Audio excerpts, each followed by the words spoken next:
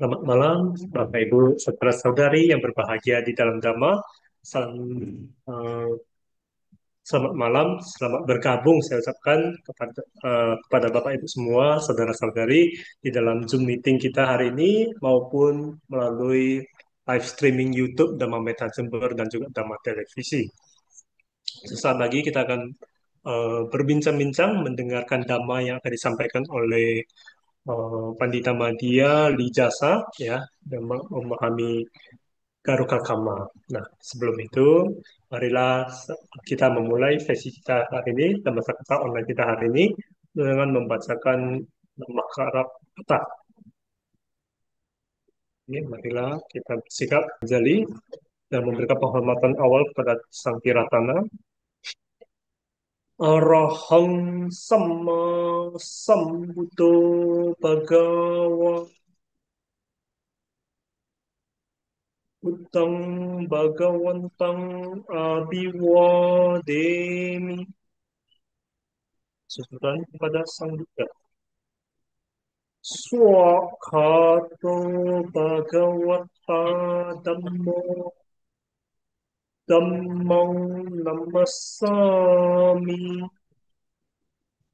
Kesulitan kepada Dhamma. Supatipanno Bhagavato Sawaka Sanggo Sanggang Namami. Kesulitan kepada Sang Buddha. Baik, oke. Selanjutnya, untuk memulai sesi ini, marilah kita menghayati sebuah ayat Dhammapada yang hari ini akan disampaikan oleh Miss Elmi. Ya. Silakan, Miss Elmi, saya persilakan. Dhammapada Dandawaga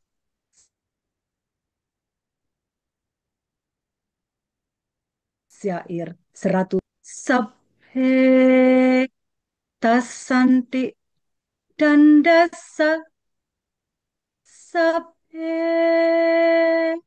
Bhayanti Majuno Atta Nang Upamang Katwa Nahane Yanaka Tayeti, yang artinya semua orang takut akan hukuman, semua orang takut akan kematian. Setelah membandingkan orang lain dengan diri sendiri, hendaknya seseorang tidak membunuh atau mengakibatkan pembunuhan. Sadu, sadu, sadu. Satu, satu, satu. Terima kasih Miss Elmi atas penghayatan Dhammapadanya. Ya. Semoga mendapat keyakinan kita terhadap Buddha Dhamma. Dan juga selanjutnya saya akan membacakan profil dari narasumber kita hari ini yang sudah bergabung. Ya, ada Pandita Madya, Prof. Profesor Dr. Insinyur Lijasa MT. Beliau adalah seorang putra Dharma dari tahun 1983 sampai 1988 dan aktif di Gema Budi Denpasar tahun 1990 sampai tahun 1996 dan merupakan panitia pembangunan VBSM tahun 2000 sampai 2007, Daya Kasaba VBSM 2007 sampai 2010, Gita Dhamma Bali dari 2000 tahun 2000 sampai sekarang dan merupakan anggota Magabudi Bali dari 2018 sampai sekarang. Nah, profesi beliau adalah Profesor Teknik Elektro di Universitas Udayana. Oke. Nah, Bapak Ibu, marilah kita sambut ya Pandita Madya Ligasa yang akan membahas topik hari ini yaitu memahami Garuka Kamma. Silakan, Andita, saya persilakan. Oke, terima kasih Rahmat Calvin ya. Saya izin share screen ya sebentar. Terima kasih atas kesempatannya yang diberikan kepada saya. Sungguh merupakan suatu kehormatan berkat rekomendasi dari Miss Elmi katanya ya. Saya dihubungi oleh Rahmat Teddy untuk mengisi Damasa Kaca pada malam hari ini. Tapi pertama-tama saya nyampaikan Satihotu Namo Buddhaya. Tentunya kita sebagai umat Buddha begitu, paling tidak itu kita tahu lah yang mana menjadi hal yang baik, yang mana menjadi hal yang buruk. Sebagai umat Buddha kita paham akan hal seperti itu. Sehingga pada malam hari ini saya berusaha untuk membawakan tema mengenai Garuda Karma. Hal ini menjadi penting kalau kita sebagai umat Buddha bahwa hal-hal yang harus kita hindari atau hal-hal yang harus kita jalankan sebagai siswa Sang Buddha tentunya merupakan sesuatu yang penting. Nah, ini adalah topik yang nggak masa kaca pada malam hari ini yang saya akan coba bawakan. Mudah-mudahan bisa memberikan satu manfaat bagi kita semua sebagai umat Buddha, yaitu mengenai Garuda Karma ini. Ya, tentunya di dalam Garuda Karma ini sudah banyak sering kita dengar apakah ceramah dari Bante, ceramah dari para wanita yang lain. Kama atau Garuda Kama itu lebih dicenderung lebih diartikan sebagai sesuatu yang negatif. Istilahnya dianggap sesuatu yang kurang baik, begitulah istilahnya. Tapi akan kita bedah di dalam hal seperti ini. Ya, perlu saya sampaikan bahwa tadi sudah diperkenalkan begitu. Saya mengenal Buddha Dhamma itu sejak tahun 83 pada saat saya masih SMA kelas 2 lah kira-kira. Ya tentunya kami bertemu dengan Dhamma ini juga merupakan sesuatu yang luar biasa yang sebelumnya tidak pernah kita bayangkan bahwa Dhamma yang begitu indah, Dhamma yang begitu menawan, kita hanya mengenal sepintas. Tapi kita akan mulai memahami sedikit demi sedikit bahwa apa yang akan kita jalani dalam sisa hidup kita ini memberikan satu manfaat yang luar biasa. Perlu saya awali, kita sebagai umat manusia yang lahir di dunia ini mungkin sudah berkali-kali. Lalu kita memiliki yang namanya kekotoran batin dan kilesa. Kekotoran batin atau kilesa yang kita bawa ini bisa berupa pikiran, kadang-kadang bisa berupa ucapan, kadang-kadang bisa berupa perbuatan. Nah, kalau kita hidup di tengah masyarakat, ini tidak bisa kita hindari. Setiap hari kita berpikir, setiap hari kita bertindak, setiap hari kita berucap. Pancasila Buddhis kan sudah mengarahkan bahwa kenalilah pikiran, kenalikan ucapan, janganlah berbuat jahat dan seterusnya. Tapi ada saja kilesa-kilesa baru itu muncul. Kita melihat seseorang menjadi tinggi hati, kita melihat seseorang menjadi kurang baik dan seterusnya dan seterusnya. Nah, apa akibatnya dari pohon kilesa yang kita punya ini? Nah, menurut ajaran Buddha, kehidupan kita saat ini itu adalah bukan kehidupan kita yang terakhir. Selama ini kita menganggap bahwa kita lahir, setelah itu kita meninggal, ternyata itu bukan yang terakhir. Selama kita belum mampu mencapai jalan dan buah arahat lain, kita akan lahir, tinggal, lahir, meninggal, lahir. Selama kita belum bisa mencapai yang namanya buah arahat lain. Nah, apa yang terjadi?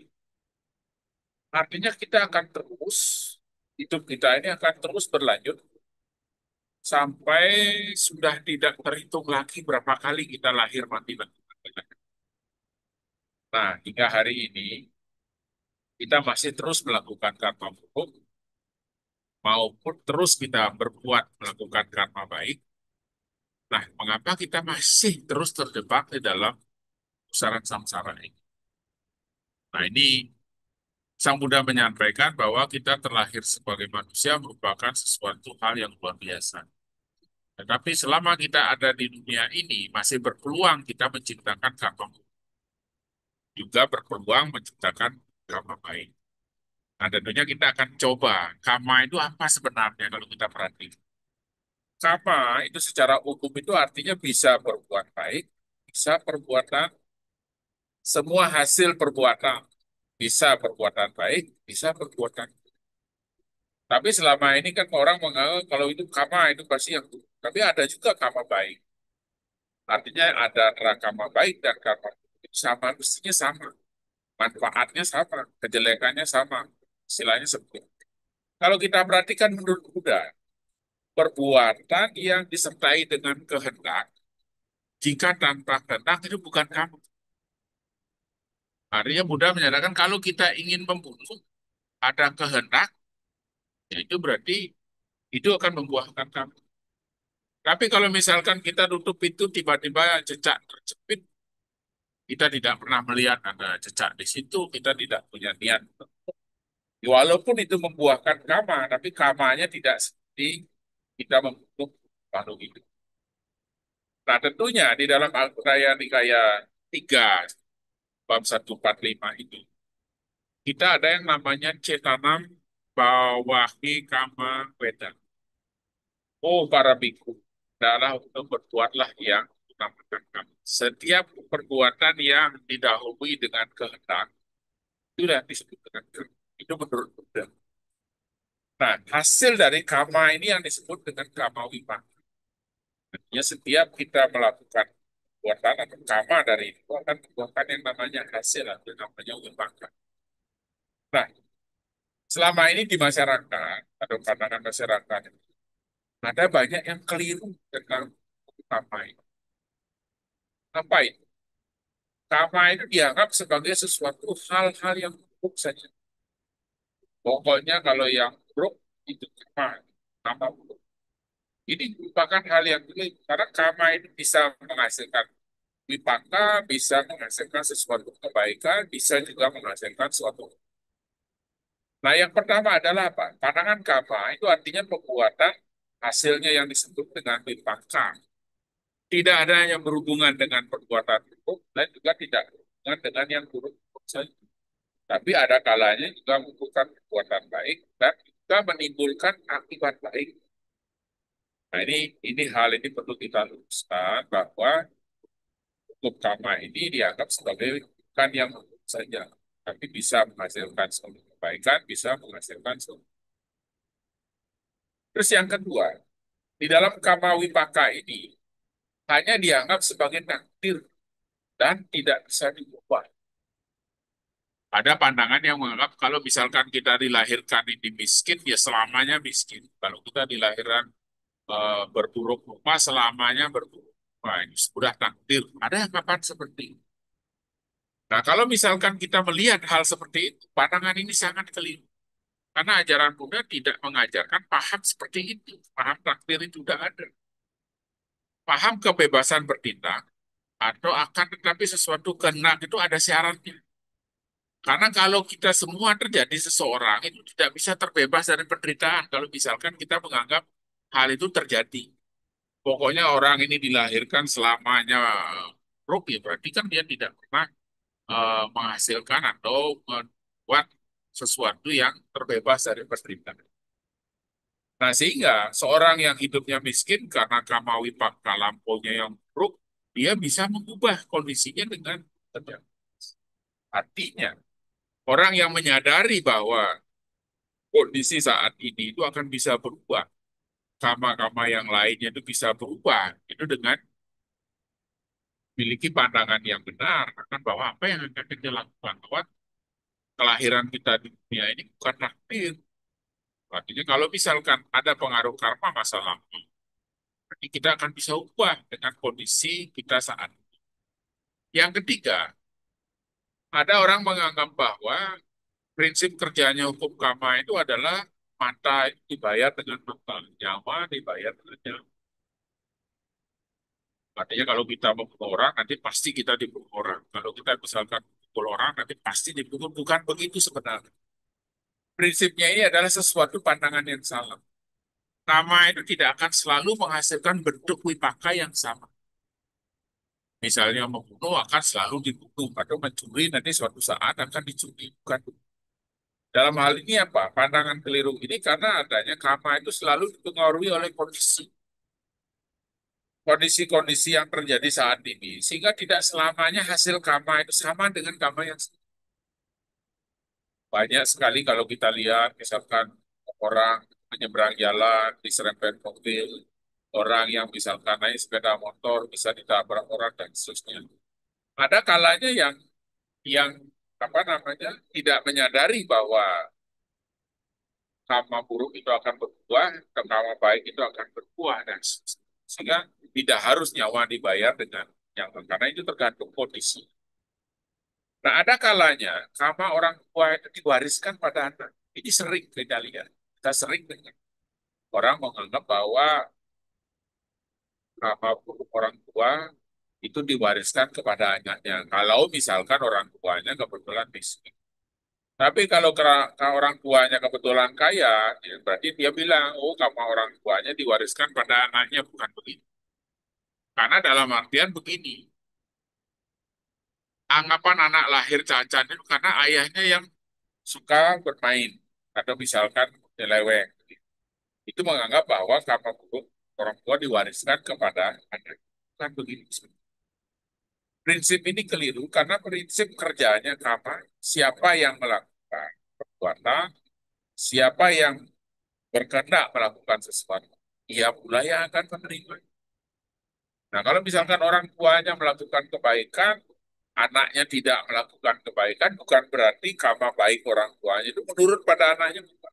Atau sebaliknya, orang tuanya melakukan kejahatan, terus anak menurun pada anaknya melakukan bukan begitu. Karena dalam artian di sini adalah karma itu tidak bersalah alam. Karena prinsip kerjanya karma itu siapa yang melakukan perbuatan, maka ia pula yang akan menerima hasilnya. Nah, di dalam Culakama Wipangka Sutta itu ada istilahnya Majjhima Nikaya. Sang Buddha bersabda begini, semua makhluk memiliki karmanya sendiri, mewarisi karmanya sendiri, lahir dari karmanya sendiri, berhubungan dengan karmanya sendiri, dilindungi oleh karmanya sendiri. Karma itulah yang akan membedakan keadaan rendah dan keadaan. Ini Sang Buddha jelas menjelaskan bahwa karma karma buruk, karma baik yang kita timbun selama ini itu tidak mungkin dicuri orang, tidak mungkin salah alamat, tidak mungkin bisa ditransfer kepada orang lain. Nah, tentunya ada pemikiran, loh, kalau misalkan selama ini selalu kita sudah berbuat baik, tapi kita selalu menerima karma buruk. Nah, di sini pemikiran kita beda. Disitulah kita menikmati karma buruk kita yang sedang lagi berbuat.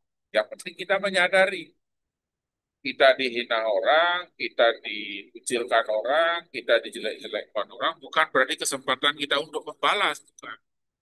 Karena kalau kita membalas, berarti akan menciptakan karma buruk yang baru. Nah, yang berikutnya yang kelima, segala sesuatu yang terjadi saat ini adalah akibat dari perbuatan pada kehidupan lampau. Segalanya, pokoknya apa yang terjadi di sini sebenarnya bukan ini juga dianggap sebagai hal yang keliru. Kalau misalkan pandangannya bahwa jatuh tersandung, jatuh sakit, dan sebagainya adalah merupakan hasil karma semata, ini ini menurut Sang Buddha itu juga tidak benar. Sang Buddha pun juga pernah apa namanya menganggap bahwa itu bukan terjadi. Sang Buddha menolak pandangan ini karena bila demikian adanya, maka sia-sia orang berbuat baik, sia-sia orang berusaha. Sehingga kalau misalkan ini bisa dibuktikan bahwa orang itu akan menjadi sifat apatis. Ngapain kita melakukan ini? Toh juga hasilnya pasti buruk. Mengapa kita melakukan ini? Toh juga akan bersikap pasrah saja. Karena akan kita tidak pernah melakukan perbaikan terhadap lembaga buruk kita.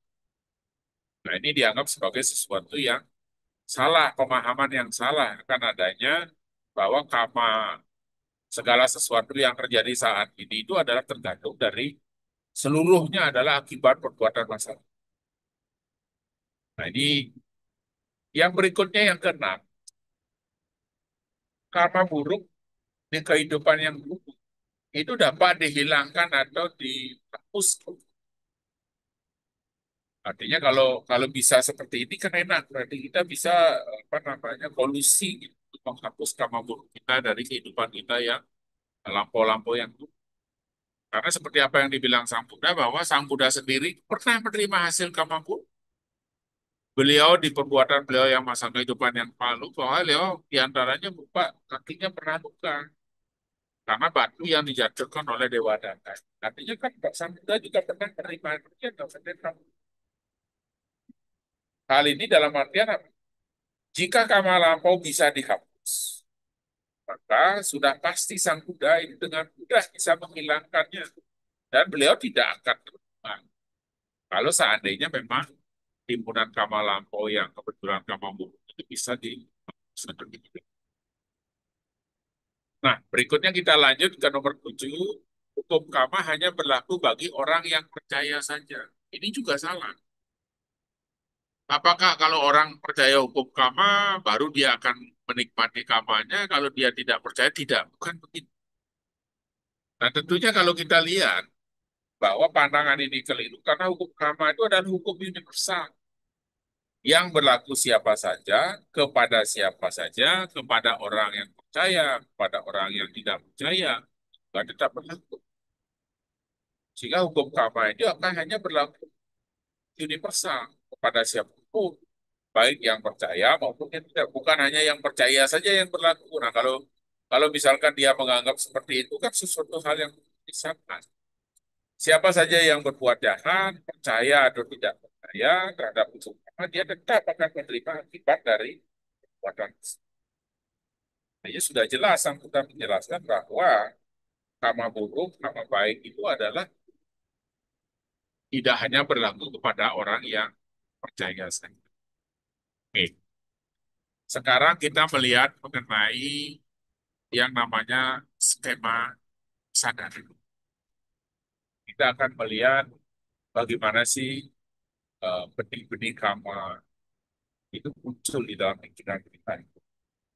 Nah, yang pertama itu ada didahului dengan namanya faktor-faktor kesadaran. Nah, itu ada faktor kesadarannya berupa pasar, kita kota, ada wedana, ada perasaan, ada pencerapan, ada kehendak, ada seimbang, ada tenaga, dan ada manis karena bijak. Ini kesadaran kita, skema kesadaran itu. Artinya, kita memiliki kehendak, kita memiliki perasaan, kita memiliki kontak, kita sadar akan hal seperti itu. Apa yang terjadi kalau misalnya seperti itu?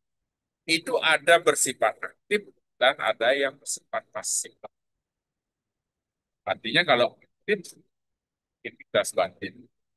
Kalau pasif, itu hanya menerima sadar. Nah, sedangkan yang aktif ini kita kelompokkan jadi dua.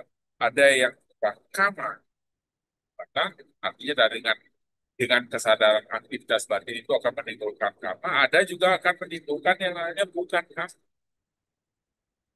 Nah, kalau misalkan suatu aktivitas tidak menghasilkan karma, bukan karma itu apa? Itu bisa berupa namanya kiriya, fungsional, ada juga namanya kehutanan atau objek berubah.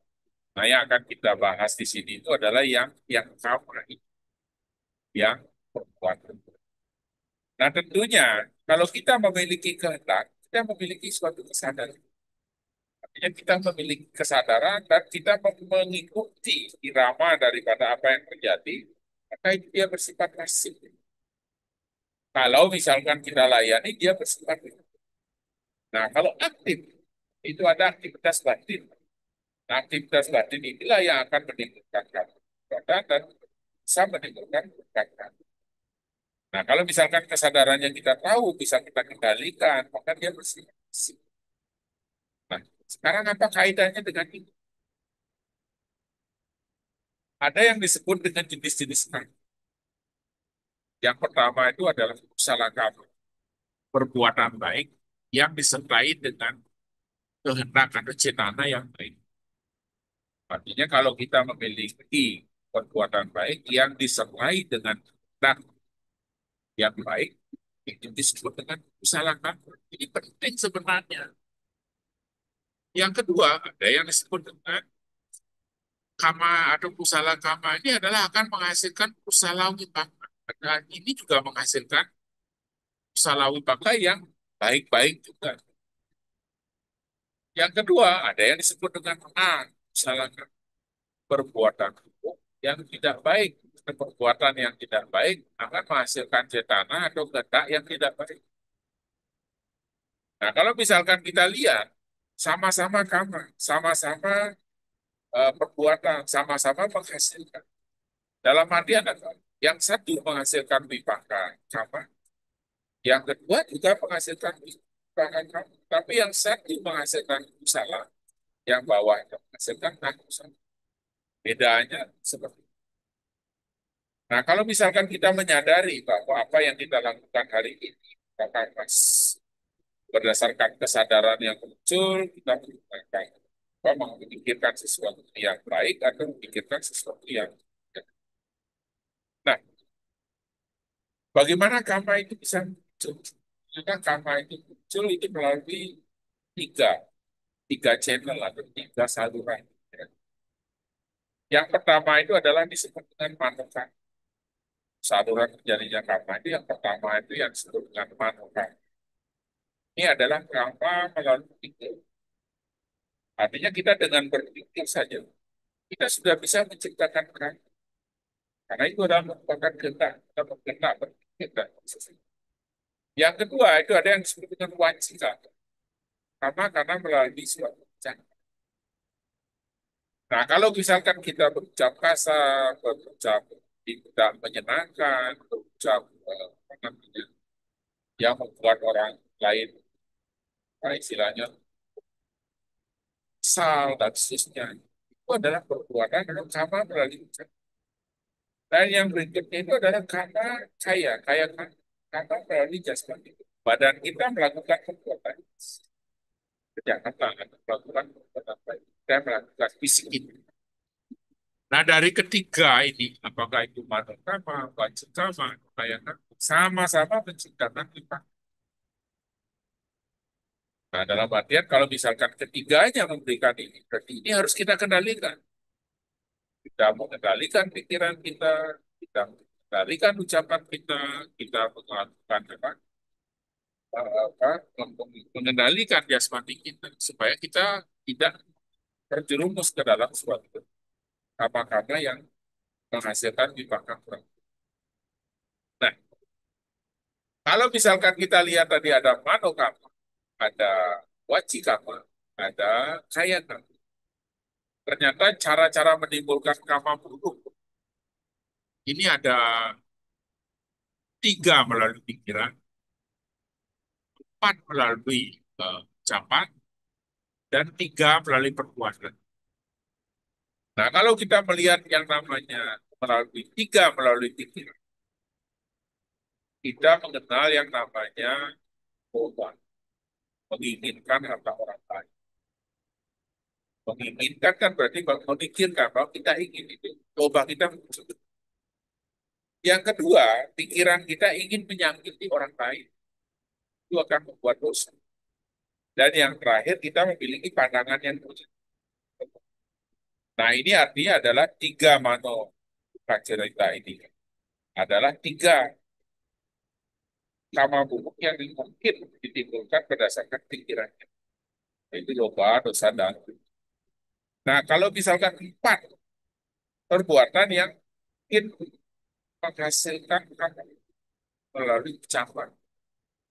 Itu adalah berbohong, fitnah, berkata kasar, dan maksud. Nah, ini berarti adalah wajikama. Ini adalah merupakan karma buruk yang dilakukan melalui ucapan. Sedangkan yang ketiga, kaya kama adalah perbuatan buruk yang dilakukan melalui badan jasmani kita. Yang pertama adalah membunuh makhluk itu, yang kedua adalah mencuri dan menipu, yang keempat adalah melakukan seks yang tidak melalui. Nah, ini adalah cara-cara menimbulkan yang namanya satu. maka itu manokama, wacikama, budaya. Nah, kalau misalkan kita melalui pikiran, ya, gimana cara mencegahnya supaya ini tidak menimbulkan karma buruk? Kita kendalikan pikiran. Bagaimana wacikama ini terjadi? Ya, kita kendalikan ucapannya. Bagaimana karma kayak karma ini terjadi? Kita laksanakan sila kita dengan baik supaya tidak menimbulkan satu kayak kamu, artinya perbuatan yang berdasarkan isi. Nah, tentunya yang dilihat lagi di sini adalah kita akan kadang-kadang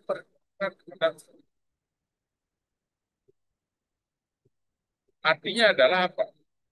Kita mengangkat karma seperti yang tadi di awal saya bilang bahwa karma buruk ini, karma ini akan berlaku baik kepada orang yang percaya maupun kepada orang yang tidak percaya. Nah, sehingga hukum karma ini adalah berlaku salah satu hukum yang ada di alam semesta ini. Entah dia beragama Buddha atau tidak beragama Buddha, selama dia ada di alam semesta ini, karena dia akan punah.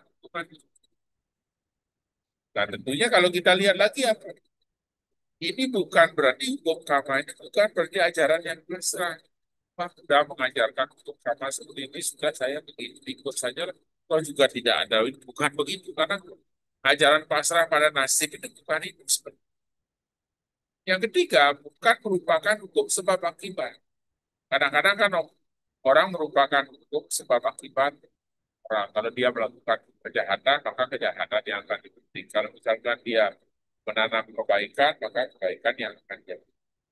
Nah, tentunya dengan sesuai dengan benih yang kita tabur, begitulah yang akan kita ikuti. Kalau kita ingin menanam jagung, ya nanti jagung yang kita. Kalau kita akan menanam buah, maka ya buah yang kita jadi.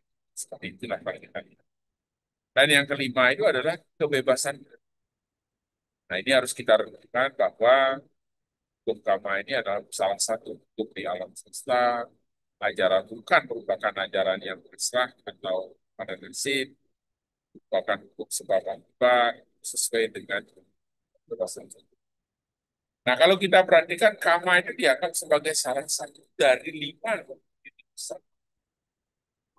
Salah satu berarti berlaku untuk semua karena dia merupakan hukum yang sifatnya universal.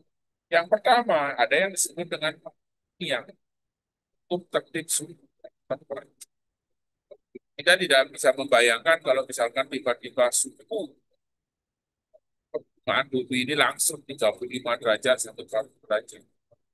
Itu siapapun yang ada di atasnya akan kena. Apapun agamanya kena. Itu adalah hukum yang besar. Itu yang disebut dengan yang. Yang kedua, bijanya tertib benih. Artinya hukum apa misalkan kita nanam jagung, ya jagung kita terima. Kalau kita nanam buah, maka ya maka kita jadi. Yang ketiga, cita niat, tertib pikiran. Karena dengan orang menyebutnya tertib pikiran ini adalah suatu kesadaran. Hanya dapat mengalami satu.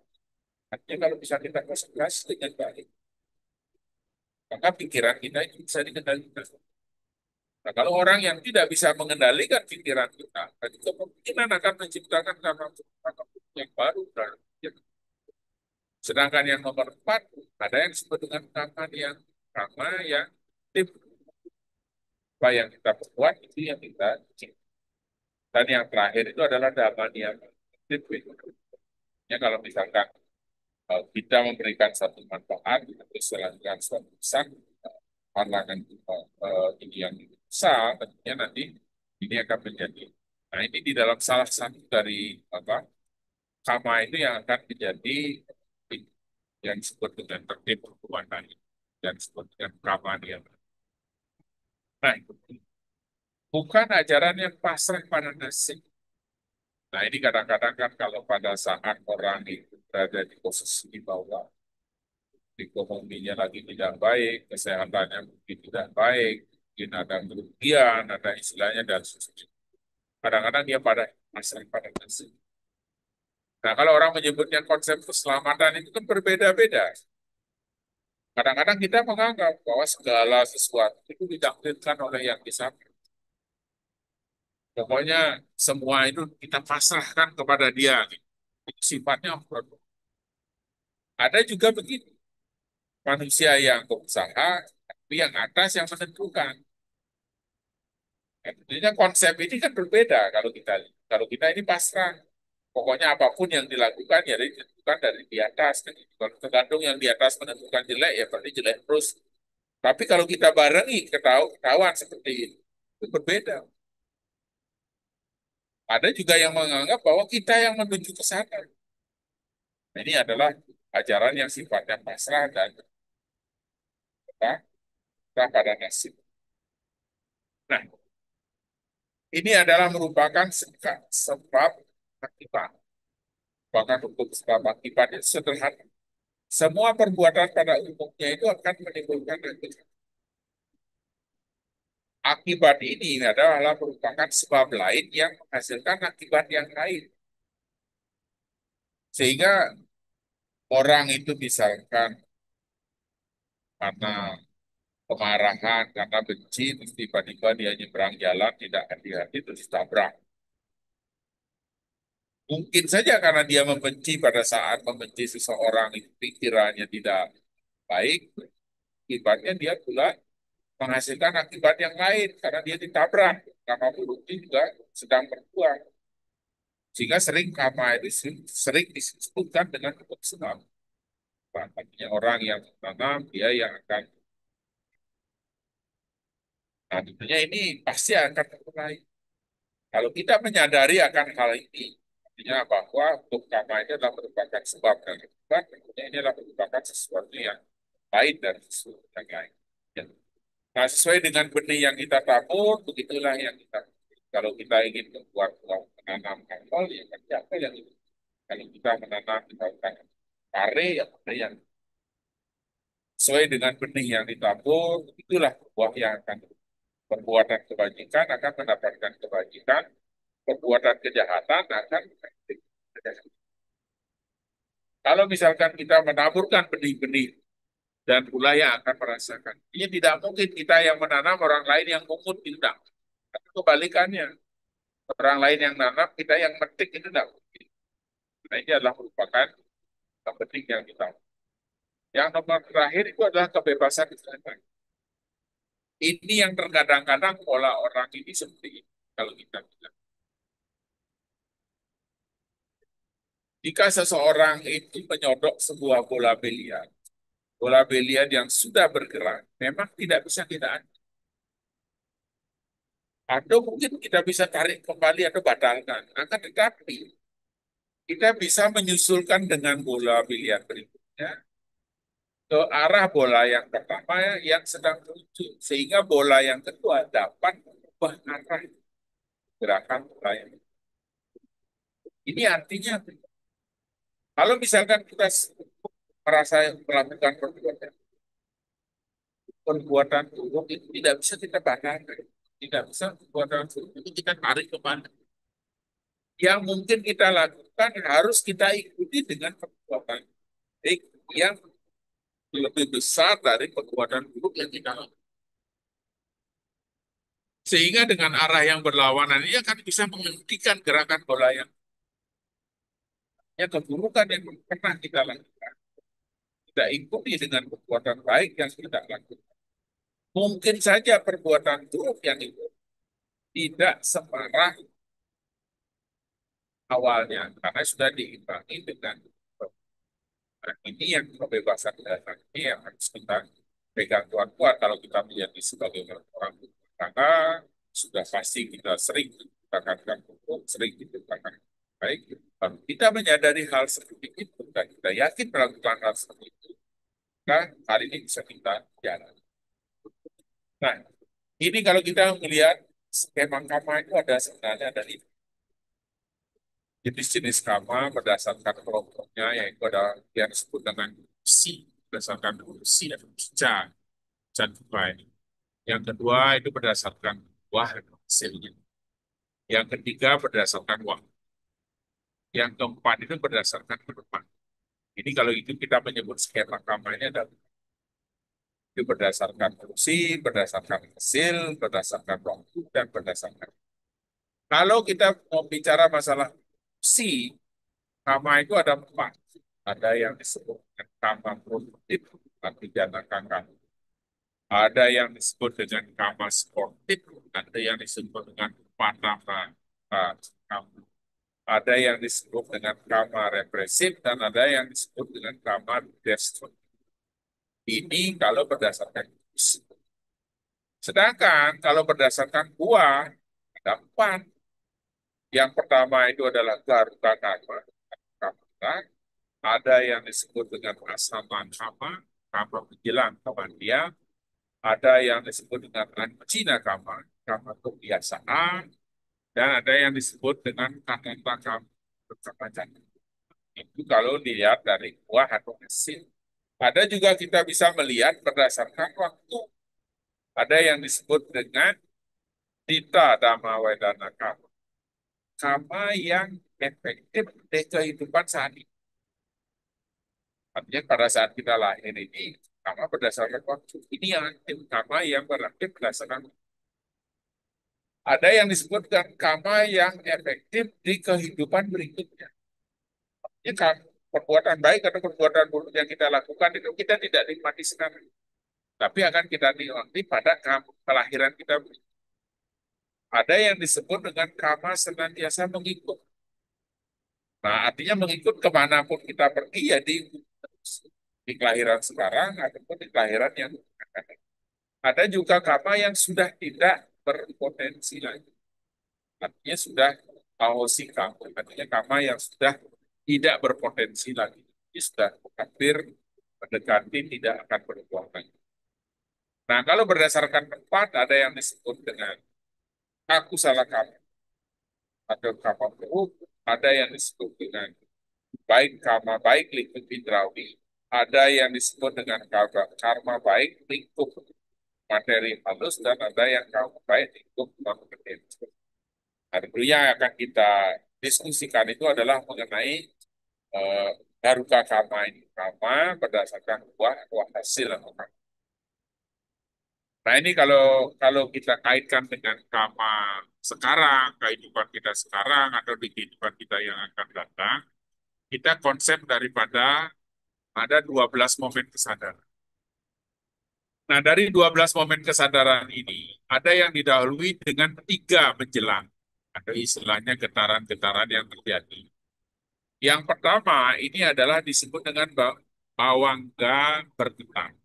Yang nomor satu ini adalah bawangga bergetar. Yang kedua ini adalah bawangga putus. Dan yang kuning ini adalah kesadaran itu batin. Nah, apa yang terjadi di situ? Kama itu mulai berlaku yang merah itu J1 itu adalah yang namanya jawan atau dorongan kama. J1 ini ada dorongan kama yang terjadi pada saat jawana ini akan menghasilkan kama yang efektif di kehidupan saat ini. Artinya kama yang buah kama ini akan kita nikmati dalam kehidupan kita saat ini. Yaitu kama yang hanya dapat menghasilkan buahnya di saat ini saja. Itu yang di J1. Nah, yang 5 berikutnya itu menghasilkan karma yang senantiasa mengikuti. Artinya karma yang mengikuti ini artinya bisa berbuah setiap saat.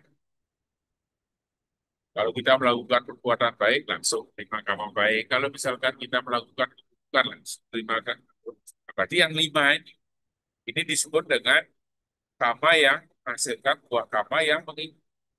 Sepanjang kita hidup di lingkaran samsara ini sampai mencapai yang namanya nibbana.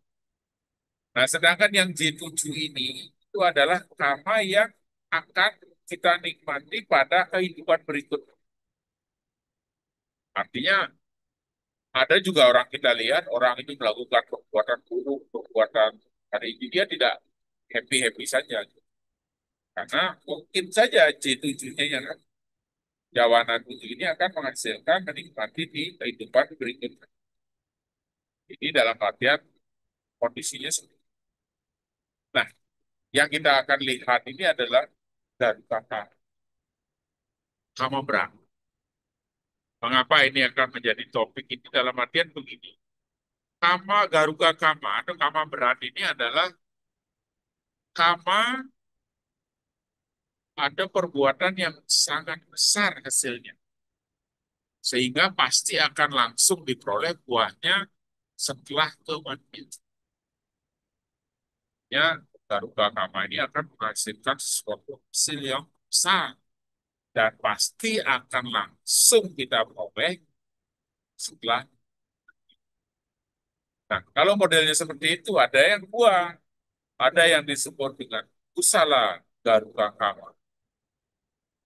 Salah ini adalah perbuatan baik yang luar biasa yang dengan melatih meditasi sudah bisa meningkatkan sehingga ketika meninggal dia akan langsung terlahir di dalam.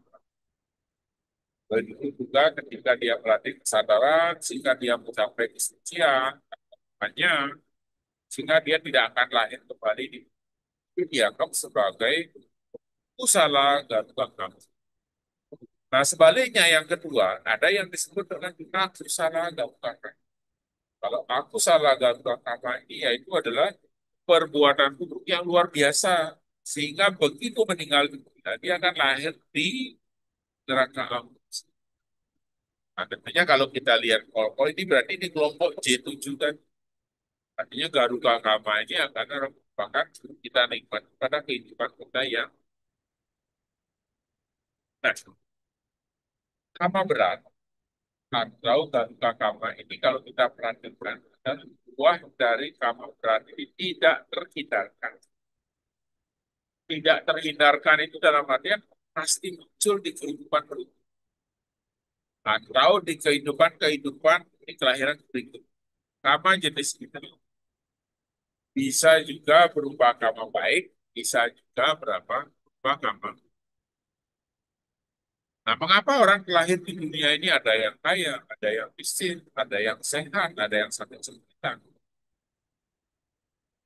Nah, kalau misalkan di kehidupan kita yang sebelumnya kita menambah kama baik yang demikian banyak, ya mungkin ini yang berbuah karena dia selalu muncul di kelahiran-kelahiran berikutnya sampai dan tidak terhidup lagi. Tapi kalau misalkan kita menerima di kelima mungkar yang sebelumnya, yang akibat kita itu adalah merupakan karena darurat kebenaran yang berat, tapi merupakan suatu. Nah, ada juga karma berat yang buruk. Apabila ada beberapa karma berat yang telah dilakukan, maka karma yang berat dia akan menjadi karma yang efektif di kehidupan berikutnya. Nah, sedangkan karma-karma yang lain itu akan menyusul dan begitu. Artinya gangguan karma ini dia memiliki peran yang sangat efektif untuk munculan wah di kehidupan berikutnya. Nah, inilah kalau kita sebagai kita menyadari apa pentingnya memahami akan gangguan karma ini akan kita memiliki pedoman yang jelas. Nah, ada 5 aku salah gangguan karma. Ini yang seorang umat juga harus tahu. Yang pertama itu adalah yang kedua itu adalah saya, ketiga itu menyukai seorang sabda, yang kedua orang Allah atau orang yang telah mencapai kesuksesan dan yang kelima adalah ini dianggap memiliki hak salah gabungan. Nah, kalau kita melihat seperti ini, sekarang apakah kita masih memilikinya? Kalau tidak, berarti yang nomor satu. Yang nomor dua, apakah masih memiliki kaya? Jadi kalau tidak, ya berarti. Kalau tiga melukai seorang sama samudra, sudah tidak ada lagi, berarti yang tiga tidak mungkin kita lagi. Yang kedua ada orang yang telah mencapai. Nah, ini masih mungkin, karena kita tidak tahu dan sekian banyak orang mana yang sudah mencapai kesucian. Nah, ini. Sedangkan yang nomor 5, memecah belah sangka, ini masih mungkin dilakukan, karena sangka. Nah, ini adalah yang harus diperhatikan. Nah, seperti ini kalau kita saksikan, itu ayah kandungnya, menyukai sama-sama, tidak melaksanakan dan sebagainya. Ini yang harus dihindari. Hal-hal seperti ini semua. Kita harus sudah tahu. Kalau kita paham akan nggak sholat, misalnya karena ini harus kita. Nah, terdapat 8 kesalahan. Artinya ada 8 salah gampang. Ada juga jalan gampang yang baik. Ada 4 jalan mencapai dari hadis dan 4 jalan. Nah, dari 8 pencapaian jana inilah yang disebut sebagai kehormatan yang tinggi. Ya kalau misalkan kita berprestasi, kita memiliki jana-jana seperti itu, dianggap seperti itu. Salah satu ini pencapaian jana ini akan memberikan jalan ke pencapaian dalam kehidupan praktik. Karena ini akan langsung, kalau dua kampanye ini akan langsung terlangsung. Langsung berbuah jika kita melakukan satu kehidupan. Artinya kalau misalkan eh, tidak bisa dipertahankan sampai dengan detik yang terakhir, berarti kehidupan ini akan langsung menghasilkan kelahiran di alam bisa berpanen materi sesuai dengan capaian jangan. Nah, ini yang harus kita latih kalau kita sebagai pemuda, ya ini harus dilatih. Yang tadi kita hindari. Nah, ini bisa saya simpulkan. Melakukan satu atau lebih perbuatan akan membuahkan penderitaan jangka panjang dalam kehidupan ini. Begitu. Pokoknya kalau kita melakukan satu atau lebih perbuatan itu, bisa penderitaannya menjadi jangka panjang. Bisa kita nikmati di kehidupan sekarang, atau bisa kita bawa di kehidupan kita. Perlu diketahui bahwa ajaran Buddha yang dapat menuntut mereka yang melaksanakan menuju kesenangan yang bisa dilakukan oleh manusia. Karena kalau binatang tidak bisa, tidak memiliki kesempatan terbaik dengan yang berikutnya adalah umat Buddha itu tidak ya, menggunakan kesempatan baik karena terlahir sebagai manusia. Lakukanlah yang disebutkan salah dan kita menghindari yang namanya aku salah. Terlahir sebagai manusia adalah merupakan suatu kebahagiaan karena memiliki kesempatan melakukan kebajikan yang luar biasa atau usaha dan kapal sehingga mencapai kesucian. Kondisi yang sedemikian akan menunjukkan dan tidak berlaku bagi orang yang telah di dalam. Ya. Mungkin itu yang bisa saya share pada malam hari ini. Mudah-mudahan bisa dipahami di dalam bincang-bincang agama kita pada malam ini. Terima kasih. Oke, terima kasih Pandita Lijasah. Ya, baik Bapak Ibu, saudara-saudari yang sedang online melalui Zoom ataupun melalui YouTube, apabila Anda ingin bertanya langsung dapat tuliskan di kolom chat, baik yang di Zoom ataupun tinggalkan kolom komentar bagi yang sedang online melalui YouTube. Terima kasih Rama Lijasah ya. Ternyata pembahasannya cukup panjang juga dan ternyata kita akhirnya tahu bahwasanya Garukama juga tidak hanya yang buruk saja ya.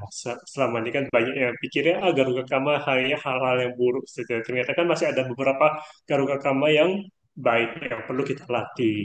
Dan juga tadi sudah dijelaskan kekeliruan tentang karma dan juga bagaimana momen-momen kesadaran itu membawakan hasil pada saat ini ataupun hasil di masa yang akan datang. Nah, jadi kalau kita ingin hasil yang mendatang di kehidupan berikutnya kita memiliki hasil yang baik, ya kita perlu latih garuka kama-kama yang baik. Romo, di sini saya sudah menyuarakan beberapa pertanyaan. Saya langsung ke pertanyaan ya.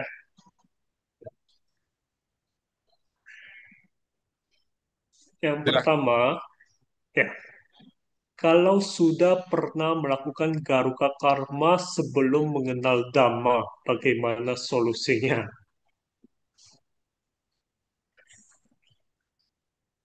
Sudah melakukan Garuda Kama sebelum Sebelum mengenal Dharma. Jadi sebelum mengenal sebelum Dhamma. sebelumnya mungkin Artinya, tidak bukan penganut Buddha Dharma atau kayak mana gitu ya. oh, berarti Nah, sekarang informasi kan yang sudah artinya informasi yang saya sampaikan ini baru terdengar, tapi dia sudah melakukan seperti itu. Ya, oke. ya. Kalau tadi saya jelaskan, hukum karma ini kan salah satu dari hukum alam semesta. Ya, kalau misalkan dia melakukan perbuatan baik, apakah itu umat Buddha, apakah dia bukan umat Buddha, dia akan menerima hasil yang baik. Kalau dia melakukan keburukan, apakah dia melakukan bukan umat Buddha atau umat Buddha juga berlaku karena merupakan salah satu dari hukum alam yang lima hukum alam. Nah, bagaimana kalau misalkan dia melakukan garuda pada saat dia belum tahu atau belum mengenal Buddha? Itu tetap merupakan suatu hasil karma yang harus dia nikmati. Nah, sekarang kalau kalau bisa begitu loh, kalau saya mengenal Buddha Dhamma dan Buddha Dhamma tidak bisa menyelamatkan saya, rugi dong saya belajar agama Buddha. Kan begitu jadi pertanyaannya kan begitu. Nah, sekarang balik. Bola yang sudah kita lemparkan pertama kali, itu tidak bisa ditarik. Yang kita bisa adalah kita susul dengan bola yang kedua, yang bisa merubah arah dari bola yang kalau kita melakukan Garuda Kamadi, pernah melakukan Garuda Kamadi, itu sudah tidak bisa kita hindari. Yang bisa kita lakukan adalah hanya menyusul dengan kebaikan-kebaikan dari keburukan-keburukan yang sudah kita lakukan. Kalau misalkan keburukannya masih lebih banyak dari kebaikan yang kita timbul, ya tentu masih kemungkinan besar akan berbuah di kelahiran kita yang begitu. Artinya kalau kesimpulannya, kena tidak karuka kama itu ya tetap kena. Yang bisa kita lakukan adalah hanya mengurangi bobot daripada keburukan yang diakibatkan oleh karuka. Mungkin demikian penjelasan saya. Terima kasih. Oke, oke Rama. Berarti ya kalaupun buat Garuda Kama yang buruk, ya juga tidak berarti kita pasrah gitu ya. Tidak berarti kita harus pasrah. Tidak berarti kita sudahlah sudah tanggung gitu. Enggak. Justru kita harusnya berlatih lagi ya buat Garuda Kama yang baik sehingga ya kalau kehidupan berikutnya belum berbuah yang baik ya setidaknya hukumannya akan lebih ringan kan seperti itu. Ya, seperti Kalaupun itulah masuk ke kira-kira logikanya. kira-kira kalau kalau masuk ke neraka ya mungkin periodenya lebih pendek gitu ya kan. Kan mungkin seperti itu. Ini kan yang menjelaskan kan udah bukan saya yang menjelaskan seperti itu gitu. Ya, Mhm. Oke, selanjutnya misalnya ini mungkin banyak juga yang terjadi di umat ya. Ya, ini apa? Misalnya orang tua kita sedang sakit, lalu terbaring di rumah sakit dengan alat bantu pernafasan dan alat-alat bantu lainnya. Nah, lalu menimbang biaya yang semakin mahal dan keluarga semuanya sepakat nih untuk mencabut alat bantu dan orang tua meninggal. Nah, apakah itu berarti kita sudah melakukan garuda karma yang buruk, yaitu membunuh orang tua kan gitu kan? Apakah itu disebut sebagai sebuah garuda karma atau tidak? oke. Bagaimana pandangannya Rama? Nah, saya balik. Sang Buddha menjelaskan, kama itu akan memunculkan yang namanya wipaka kama. Harus didahului oleh kehendak. Kalau tidak didahului oleh kehendak, berarti dia tidak menghasilkan suatu wipaka. Nah, dalam artian begini, kalau misalkan orang tua kita terbaring di rumah sakit atau istilahnya menderita sakit. Nah, sekarang pada saat keluarga itu sepakat untuk mencabut alat ini, mencabut alat medis ini, kehendaknya apa? Apakah supaya beban anggota keluarganya berkurang?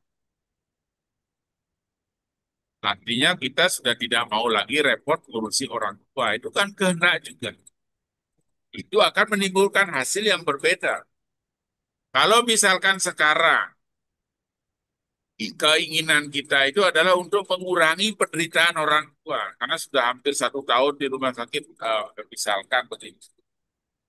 Dengan pertimbangan keluarga supaya dia tidak menderita lagi di alam berikutnya dan alam berikutnya juga itu dipertimbangkan seperti itu. Tentu hasilnya akan berbeda-beda. Tapi yang jelas, selama didahului oleh adanya kehendak, supaya kita sebagai anaknya bebas, supaya kita anaknya tidak menanggung biaya, sudah hilangkan sajalah, kan begitu. Ya itu masuk kategori. Tapi kalau misalkan dananya, "Loh, kok kebetulan kami sudah miskin, sudah seperti ini, kok kena lagi model seperti ini," gitu kan. Itu kan pilihan yang sulit. Ya, mungkin di kehidupan-kehidupan kita yang sebelumnya kan melakukan hal seperti itu. Kalau saran saya, sebaiknya kalau model seperti itu, kita sebaiknya jangan melakukan niat niat untuk misalkan menghilangkan orang tua supaya kita tidak menjadi beban. Karena itu adalah merupakan bagian dari kriteria gagal. Begitu kalau saya membayangkan seperti itu. Terima kasih. Oke, oke, paham. Berarti ya tergantung konteksnya juga ya. Bukan berarti semuanya pasti merupakan juga perkembangan buruk, tapi tergantung konteksnya juga. Jadi, semoga menjawab ya. Nah, yang berikutnya ada pertanyaan yaitu bagaimana jika mata pencaharian kita salah ya Romo? Misalnya eh, menjual daging di pasar, menjual makanan di restoran karena di restoran harus memesan 10 sampai 20 ekor ayam dan hewan lainnya. Lalu ada orang yang mengatakan kepada saya untuk berbuat kebajikan terus-menerus agar karma dari mata pencaharian kita bisa semakin sedikit. Mohon pencerahannya, Romo. Ini kira-kira rumah makannya menjual makhluk hidup berarti ya. Ya, Ikannya mungkin masih menari-nari gitu, kepitingnya masih mhm. loncat-loncat, begitu ya kira-kira Ya, ya. ya, kira-kira mungkin seperti itu Ya, kan. ya. Kalau dia menjual bangkai ikan, menjual bangkai ayam, kayaknya sih enggak. Ya, kira-kira seperti itu ya. Nah, begini. Ya. Mhm. Kalau misalkan kita melakukan melanggar sila pertama, malu hidup menimbulkan sebuah, itu kan berarti kalau kita membunuh ikan itu, misalkan kita ambil satu buah ikan lele gitu, gitu menari-nari di kolam, kita ambil, kita banting-banting supaya mati gitu ya, istilahnya seperti itu. Ya. Nah, itu sebenarnya tetap kita melakukan yang namanya pembunuhan makhluk hidup. Nah, kalau misalkan kita mengurangi, karena itu adalah merupakan mata pencaharian kita, kalau misalkan kita tidak melakukan tidak melakukan penjualan binatang yang dalam kondisi hidup begitu ya berarti masakan kita tidak laku atau restoran kita tidak laku. Nah, sekarang tergantung pola pikirnya sekarang. Apakah ini akan diteruskan? Karena ini sudah tahu yakin ini adalah melanggar sila. Atau kita mengurangi. Nah, kalau kita bisa mengurangi maksudnya begini. Kalau misalkan sekarang kita biasa menyediakan hewan atau binatang yang dalam kondisi hidup, ya berarti kita menyiapkannya itu adalah kondisi yang sudah tidak hidup lagi. Artinya kita menjual makanan atau menjual hewan yang memang tidak tidak posisi itu.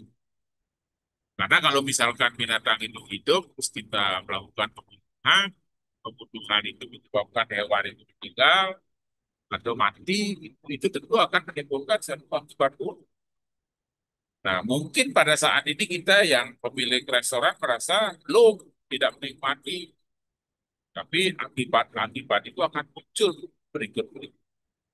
Seperti di awal yang saya sampaikan, kalau misalkan perbuatan buruk yang kita lakukan hari ini bisa berbuah saat ini, bisa berbuah di kemudian hari. Tapi kalau terus kita menambah perbuatan buruk, dan kita tidak pernah melakukan perbuatan untuk mengimbangi perbuatan, ya tentunya akibatnya masih lebih besar. Dan dianalogikan kan seperti itu. Kalau misalkan ada secangkir, segelas air garam, gitu. Pertama itu akan asin waktu apa rasanya. Nah, untuk menghilangkan rasa asin itu gimana? Ya kita kan menambahkan setetes demi setetes air tawar. Nah, sekian lama itu air yang ada di dalam gelas yang asin tadi itu akan berkurang asin. Sama hal seperti itu. Kalau kita misalkan melakukan profesi seperti itu, ya kita mau apakah terus kita melakukan kegiatan seperti itu? Atau kita mengurangi? Kalau memang tidak bisa menghilangkan, ya kita minimal mengurangi. Nantinya kalau sebelumnya kita menyiapkan makhluk hidup yang akan kita tawarkan kepada konsumen, ya sekarang bukan makhluk hidup lagi. Itu mungkin mengurangi kalau memang tidak bisa. Nah, kalau misalkan kita tidak melakukan itu, Sang Buddha menyatakan tidak boleh membunuh. Terus akhirnya restorannya ditutup, karyawannya di PHK semua. Terus orangnya yang tidak menjadi tidak bekerja, kok tidak bekerja? Ya karena Buddha melarang tidak boleh membunuh, kan begitu jadinya. Nah itu kita tidak bijak juga kalau begitu. Sehingga apa yang kita lakukan hari ini, kalau itu membuahkan suatu keburukan, harus kita imbangi dengan kebaikan berikut. Itu yang kita lakukan. Saya kira jawaban saya seperti ini. Terima kasih. Terima kasih, Rama Lijasa. Berarti kalaupun ada karma yang buruk kita lakukan, ya sepantasnya imbangi dengan kebaikan yang lebih banyak Lebih sehingga banyak. semakin berimbang. Iya. Mhm. Oke, lanjut kita ada pertanyaan berikutnya yaitu bila kita berdana kepada orang yang dekat, orang yang kita tahu, terus dana kita digunakan nih untuk hal-hal buruk. Misalnya kita kasih duit segepok, lalu duit tersebut digunakan untuk membeli racun atau digunakan untuk hal-hal yang buruk. Nah, ini dan mencelakai makhluk lain tanpa kita ketahui. Ini tanpa kita ketahui tulisnya ya. Nah, apakah kita juga menanggung hasil karma buruk tersebut? Bagaimana kalau kita tahu? Nah, ini kalau kawan kita akan mencelakai, ini tadi yang tidak tahu ya, kita tidak tahu. Yang ini kalau kita tahu kawan kita akan mencelakai makhluk tersebut, tapi kita tetap danai. Apakah kita ikut andil mengambil karma buruk tersebut? Nah, seperti itu kira-kira. Oke, terima kasih. Ini pertanyaannya agak detail kalau saya melihat ini. Kalau misalkan kita melakukan perbuatan baik, salah satunya kan berdana. Sang Hmm. Buddha kan menjelaskan, memberi ada lahan yang subur, ada lahan yang tidak subur kan begitu. Ya, kita berdana itu juga tidak sembarangan. Kalau kita berdana itu kan didahului dengan kehendak supaya menghasilkan kehendak baik. Kita juga berdana itu kalau berdana pasti ke ladang yang subur. Nah, siapa yang akan kita berikan dana itu? Apakah yang kita berikan dana itu bisa menjaga sila? Apakah yaitu kira-kira bermanfaat?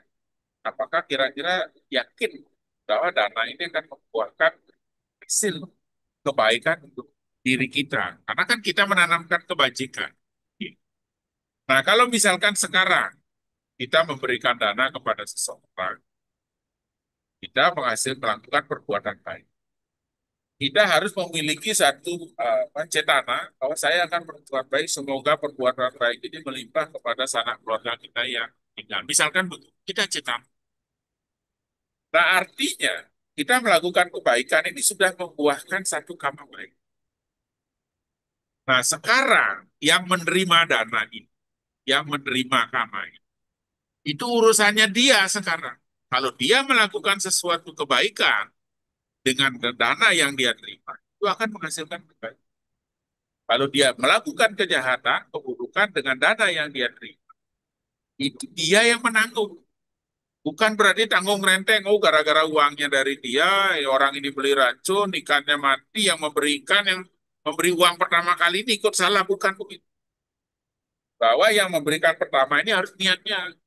Kecuali kalau dia menyuruh, ini saya kamu kasih dana, silakan nanti racun ya, anjing itu biar tak sini gitu, itu lain lagi ceritanya, kan tidak seperti itu. Yang penting kehendak kita pada saat berdana ini, kita harus memilih kepada lahan yang subur, di mana kita berdana kepada siapa. Itu.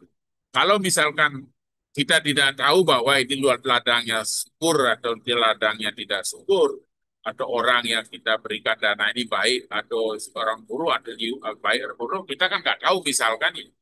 Yaitu kita hanya memiliki cetana semoga kebaikan yang saya sampaikan ini membuahkan hasil itu sama baik gitu. Nah berikutnya itu urusannya mereka karena kan tadi saya bilang bahwa karma buruk, karma baik itu tidak pernah salah alamat. Siapa yang melakukan, dia yang akan menikmati hasilnya. Nah, sekarang kan kita kebalik. Yang kedua, bagaimana kalau kita berdana kepada orang yang sudah tahu kelakuannya kurang baik? Nah, itu kan beda lagi. Kita memilih ladang yang tidak subur.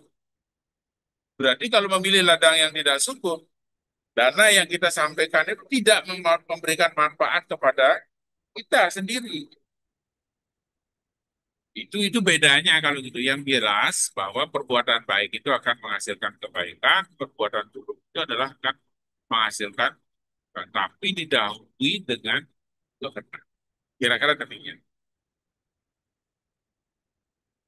Oke, oke. Jadi berbicara berdana juga kita upayakan berdana pada ladang yang subur juga ya. Kalaupun tidak tahu ya kita usahakan cetana kita agar berbuah kebaikan menjadikan dana ini adalah hasil yang baik. Oke, saya persilakan Bapak Ibu yang online melalui Zoom ataupun melalui YouTube apabila ingin bertegur sapa atau ingin komen, ingin bertanya, silahkan langsung tuliskan di kolom chat ataupun di dalam kolom komentar di YouTube ya.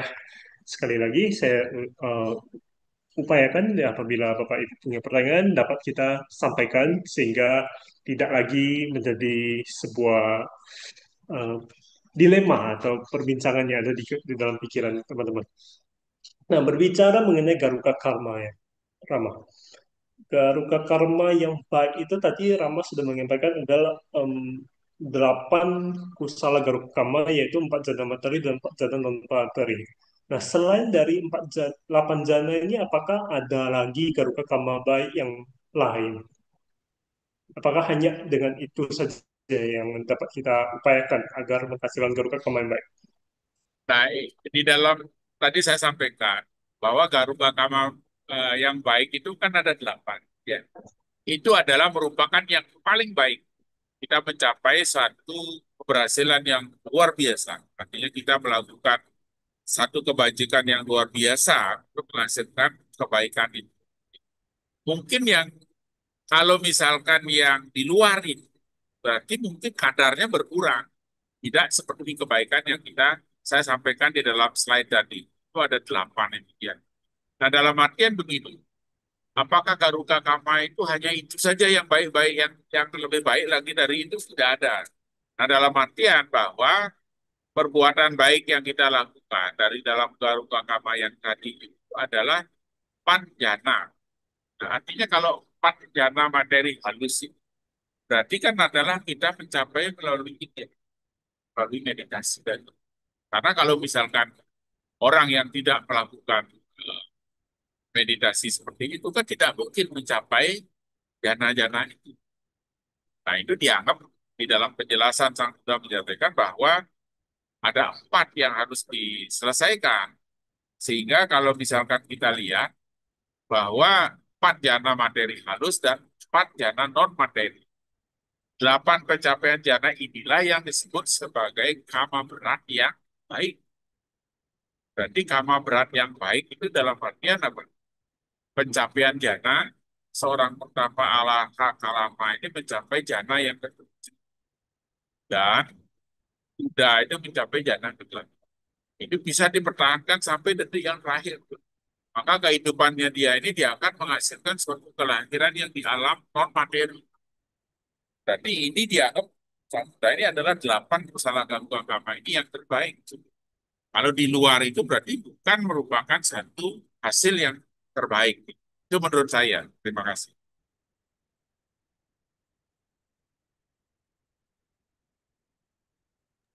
Oke, terima kasih penjelasannya, Rama. Rama, ini ada lanjutan pertanyaan yang mengenai restoran nih. Restoran yang menjual bangkai bedanya apa dengan memesan melalui supplier?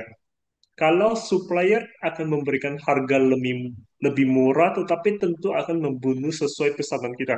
Jadi artinya kalau kita pesan 20, berarti kan supplier membunuh 20. Nah, beda dengan kita ke pasar membeli bangkai yang sudah di depan mata kita. Ibaratkan kita memesan bangkai daging untuk Ibaratkan kita memesan bangkai daging untuk kita masak dan diperjualbelikan. Artinya kalau kita ada dua teknik membeli dan eh, kalau ini ada dua pilihan nih, dalam artian sebagai pemilik restoran dia dia ada dua pilihan. Pertama, dia dapat memilih memesan melalui supplier, tapi supplier itu harganya lebih murah, tapi pastinya dia akan membunuh sesuai pesanan yang kita masuk. Kalau kita pesan 50, dia akan membunuh 50. Kira-kira seperti itu. Sedangkan kalau kita beli di pasar, mungkin harganya kan akan lebih mahal. Tapi yang ada itu, yang dapat kita pesan tuh ya terbatas gitu. Ada 10, ya 10 dapat kita beli. Ada 20, ya 20 aja. Nggak bisa sesuai ke kebutuhan kita. Kan kira-kira seperti itu. Nah, jadi pertanyaannya, ya mengenai tadi, apa bedanya? Seperti begini, oke. Ini kayaknya apa namanya eh, perlu kita apa clearkan begitu ya. Kita clearkan. Sekarang misalkan ada yang punya restoran, ya, apa, restorannya laris, begitu kan artinya kalau laris itu kan berarti pembelinya makin banyak kan begitu ya istilahnya kan begitu. Sekarang kalau kita lihat, kalau misalkan kita memesan kepada supplier, berarti dia akan membunuh sebanyak yang kita pesan karena lebih murah. Jadi ya, itu kan bukan begitu dari justifikasi. Tapi kalau kita beli di pasar, berarti kan kita tidak target 10 dapat 7 ya 7 dapat 6 ya 6 kan gitu istilahnya kan. Nah, itu konteksnya akan berbeda. Tentu kalau kita misalkan pesan kepada supplier itu kan kita memiliki target. Memiliki target, saya harus beli sebanyak akibat dari kita melakukan proses pemesanan tadi, maka pembunuhan itu akan terjadi. Itu, itu ada efeknya kepada si pemesan. Tapi kalau kita misalkan membeli ke pasar, kita beli atau tidak beli, maka itu kan tetap ada. Nah, kita beli eh, ayam ke pasar atau tidak beli ayam ke pasar, kan berarti pembunuhan tetap berlangsung. Itu efeknya akan berbeda. Nah, kalau saran saya, ya kita tidak bisa seperti itu kalau menganggap bahwa supaya kita mengurangi akibat-akibat yang dari proses itu. Kalau saran saya lebih baik kita membeli bangkai yang ada di pasar dibandingkan dengan kita memesan itu bawa ke sini 8 ya, 8 ya. Nah, itu dalam artian akibatnya ada pengaruh proses itu. Nah, itu seperti tadi karena kita ada kehendak tadi. Tapi kalau kehendak kita memesan 20 besok harus ada, ya berarti efeknya tetap ada pengaruhnya kepada pemesan walaupun kita tidak melalui tangan kita sendiri melakukan proses. Kira-kira seperti itu. Oke, kira-kira mudah-mudahan menjawab ya. Berarti efek tetap ada, cuman saja ya kalau dapat, ya tadi saya melihat berarti ini kan ada options ya, opsi yang lebih baik ya pilih aja lebih yang ada di pasar ya. Cuman Ya, resiko ya penjualan kita berkurang karena stoknya kurang gitu kan. Nah, oke, selanjutnya mengenai Akusala Garuda Kama ini tadi Rama menyampaikan bahwa ada 5 Akusala Garuda Kama. Apakah hanya 5 ini yang termasuk Akusala Garuda Kama? Jadi kalau misalnya tadi kan membunuh ibu, membunuh ayah. Kalau membunuh orang lain yang misalnya saudara dan lain sebagainya atau orang yang tidak dikenal, apakah itu tidak termasuk Garuda Kama kan? Seperti itukah? Eh, nah, ini saya menyampaikan ini. Ini kan bukan karangan saya sebenarnya gitu loh istilah. Sang Buddha menyampaikan bahwa inilah kategori garuka kami. Orang tua, ayah, ibu, sama-sama muda, membunuh orang yang telah mencapai kesucian, memecah belah sangka. Hanya ini yang dikategorikan garuka kami. Tapi kalau misalkan membunuh siapa misalkan saudara gitu, atau membunuh misalkan tetangga gitu, apa itu termasuk garuka kama? Kalau di dalam ajaran Sang Buddha hanya ini yang dikategorikan garuka kama, garuka aku salah garuka kama. Nah tentu kalau misalkan kita melakukan pembunuhan terhadap orang lain di luar dari yang 5 ini, jadi tentu kan melanggar sila pertama juga. Itu membunuh makhluk hidup kan kita jangankan membunuh orang, membunuh binatang pun kita sudah melanggar sila. Sehingga yang dikategorikan garuka kama, aku salah garuka kama ya hanya 5 ini. Seperti itu penjelasan saya. Terima kasih. Oke, terima kasih Ram. Nah, kalau ini berkaitan dengan niatan ya, berarti kan niatan membuat karma ini kan berkaitan. Nah, sekarang kalau kita berbicara kalau kita bertemu begal ataupun pelaku kriminal yang lain, lalu kita dalam upaya untuk menyelamatkan diri kita terpaksa melawan dan mungkin hasil lawanan kita itu mengakibatkan orang lain terbunuh. Nah, gimana itu? Apakah itu merupakan karma buruk atau enggak? Kan kehendak awalnya tidak membunuh, tapi ternyata perbuatannya malah membunuh juga. Apakah itu melanggar sila atau tidak? Nah, sekarang begini. Kalau misalkan begalnya datang, oh saya belajar agama sudah tidak boleh. Nah, itu kan ada dua pilihan. Kalau kita tidak, kita yang dibunuh kan begitu jadi. Iya kan? Iya, iya. Nah, kalau kita sebagai umat Buddha seperti itu, kira-kira bijaksana apa tidak? Ya, tentu saja itu bukan hal yang tidak Nah, bijaksana gitu kan. nah, kita lihatnya seperti itu. Gitu. Artinya kita sebagai umat Buddha ini bukan berarti bodoh. Kita harus semakin pintar kan gitu. Kalau misalkan ada begal yang menyelamatkan nyawa, apa istilahnya, yang mengancam jiwa kita, ya tentu kita membela diri. Membela diri itu kan bukan berarti berniat membunuh mereka. Itu berbeda. Nah tentunya kalau kita misalkan membela diri, terus akhirnya tiba-tiba musuh kita atau istilahnya begal itu ternyata kena, entah apa bagaimana akhirnya dia meninggal. Memang makhluk itu meninggal. Tapi kehendak dari awal itu kan bukan sengaja membunuh mereka, tapi kan kita melindungi diri kita. Itu kan kehendak. Kehendak kita adalah melindungi diri kita sendiri. Memang kalau secara hukum jadi agak hukum. Tapi kalau melihat Pancasila Buddhis, memang makhluk itu terbunuh. Tapi kehendaknya kan berbeda. Nah kalau memang niatnya adalah memang adalah orang ini pokoknya harus meninggal, orangnya harus hilang, ya, itu kan beda lagi. Itu didahului oleh kehendak. Nah kalau kehendaknya di situ adalah membela diri dan akhirnya terjadi perkelahian dan akhirnya itu terbunuh. Memang tetap ada akibatnya, tapi tidak sebesar yang memiliki niat untuk melakukan proses itu. Sehingga kalau misalkan model seperti itu, ya mengapa hal itu terjadi kan begitu jadinya sekarang. Hal itu terjadi mungkin di kehidupan kita sebelumnya itu harus dilakukan. Karma buruk. Mengapa kita bertemu dengan begal?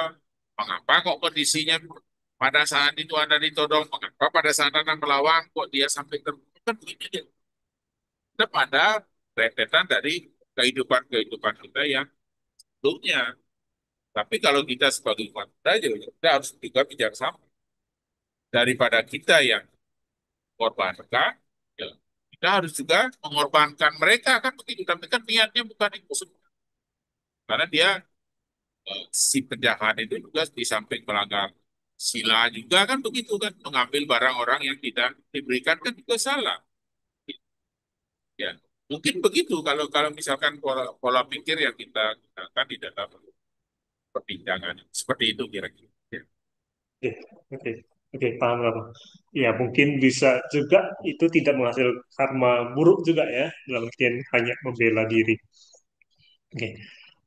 Ini ada pertanyaan juga dari YouTube, dari Sinse Angkawijaya. Nah, Rama, jika seseorang telah membunuh ortunya, ini mungkin penjelasan tadi sudah membantu, tapi perlu penjelasan yang lebih clear lagi uh, agar lebih jelas ya.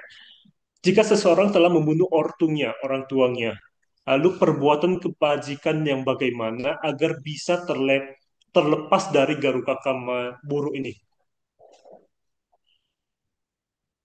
Orang yang sudah terlanjur melakukan gagal. Ya. Hmm. Nah, kalau misalkan Sang Buddha menjelaskan kan Anggulimala itu kan ya, itu Anggulimala itu sudah mengumpulkan 999 jari kan ya.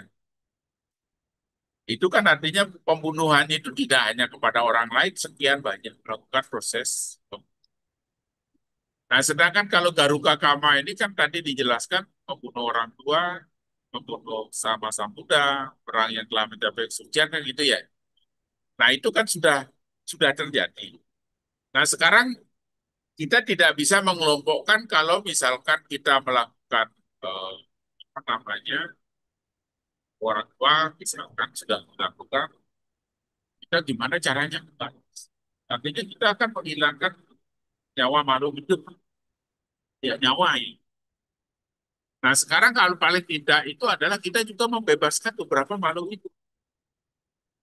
Ya seperti yang dilakukan dengan apa lepas paksa kan begitu ya. Itu kan lepas burung kan begitu dalam artian itu kan kita membebaskan makhluk hidup yang terancam kehidupan. Nah, sedangkan kalau kalau kita ingin membebaskan menjadi hilang sama sekali, itu tidak mungkin.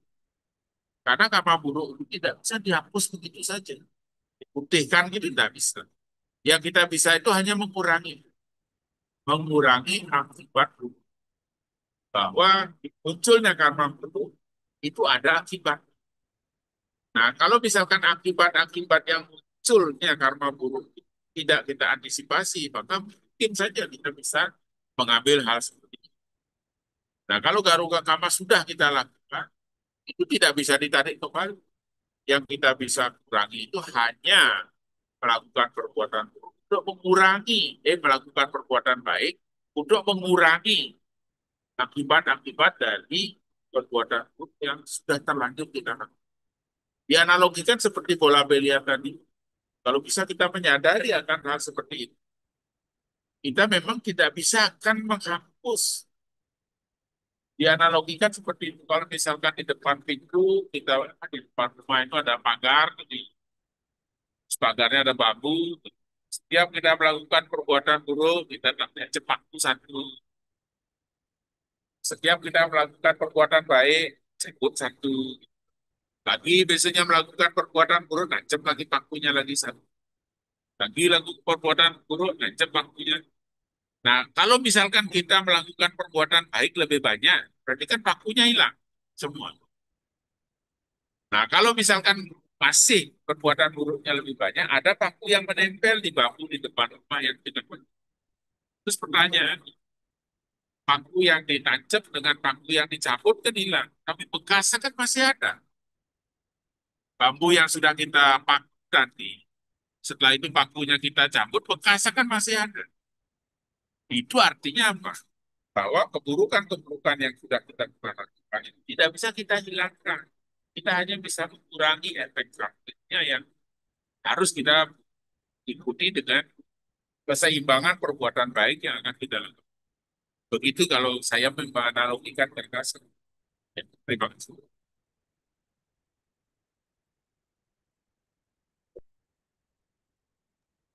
Oke, jadi kesimpulannya dapat diartikan bahwasanya akibat dari Garuka Karma ini atau Wipaka hasil dari Garuka Karma yang buruk ini, aku salah Garuka Karma ini tentu saja eh, hasilnya akan dipetik di kehidupan berikutnya dan tidak dapat dihindari dari kehidupan saat ini.